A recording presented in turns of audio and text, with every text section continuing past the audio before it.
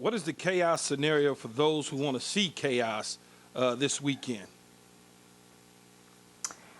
I think the ultimate chaos scenario is probably Clemson and Ohio State losing. And while it seems far-fetched, it might not be all that unrealistic. I say that because if that happens, the two you're sure of are Alabama and Notre Dame. Then what happens? Do you have Texas A&M and Cincinnati in your top four and an Alabama-Cincinnati matchup, or an Alabama-Texas A&M rematch? It could get interesting. What do you do in that scenario? Dabo Swinney has already publicly lobbied a little bit for a two-loss Clemson team to get in. I think that's hard to justify, because if you don't beat Notre Dame twice, your best win is against a ranked Miami team, which is good. But if you look at the rest of the schedule, I want to say Boston College and Pitt are the only two opponents that are over 500 that Clemson would have beaten at that point. And if you can't beat Notre Dame with Trevor Lawrence in the lineup,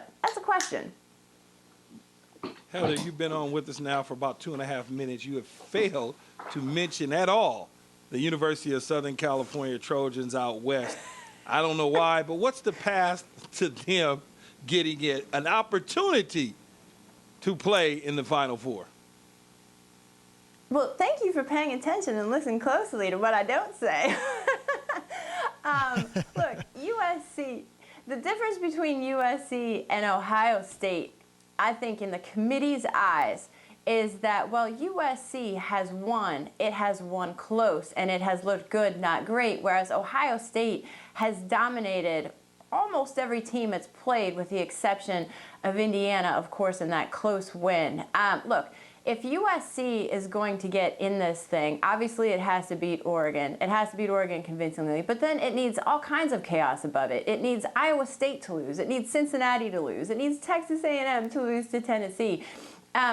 It goes beyond punctuating your resume with that conference title. And again, Gary Barta, the selection committee chair, has said this repeatedly all year. The eye test is going to matter this year more than any other season because of these unbalanced resumes. When you look at USC, is it one of the 4 best teams in the country? The selection committee hasn't even deemed it a top 10 team to this point.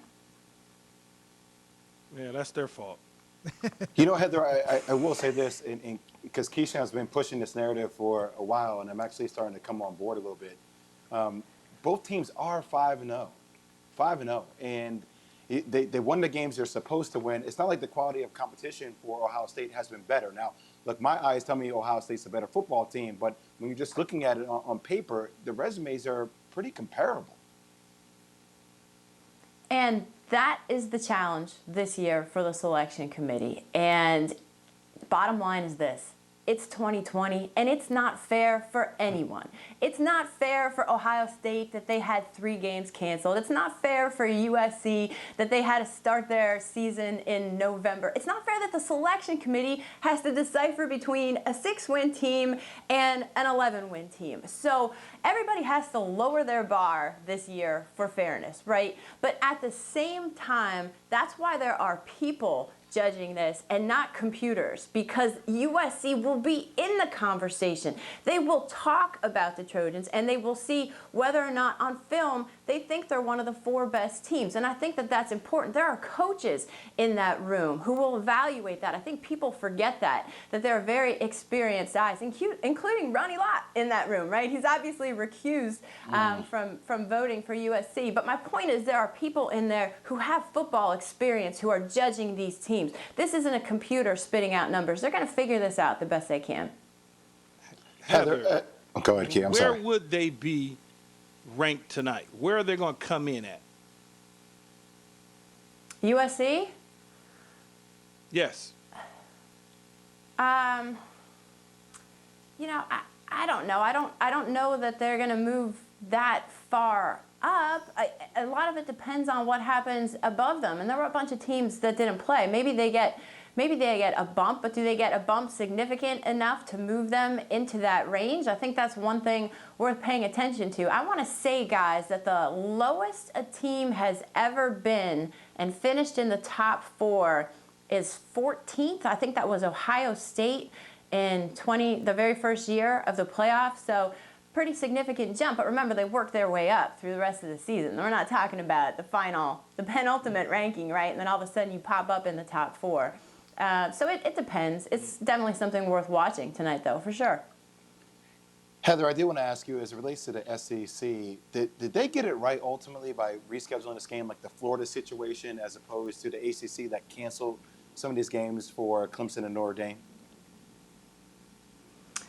Well, it depends who you ask, right? Greg Sankey will tell you absolutely they got it right because they felt like that's the right thing to do. And the ACC will tell you that they thought that was the right thing to do.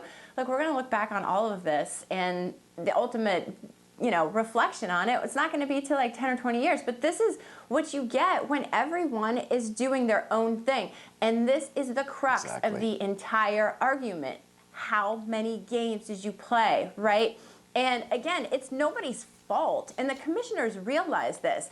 But the decision in the SEC was, look, we are going to play as many games as we can because we have been told that the number of games matter. And you go back to the very first year of the college football playoff when the Big 12 didn't have its conference championship game. That was one game. Do you remember how much that one game mattered? It mattered so much that the Big 12 is a conference championship game now, right? And that's Greg Sankey and Dabo Swinney's argument is, look, the more you play, the more you risk, and the selection committee needs to recognize that. That's their take. Ohio State's take is, hey, this isn't our kids' fault. We played the games we played. Thanks for watching ESPN on YouTube. For live streaming sports and premium content, subscribe to ESPN Plus right now.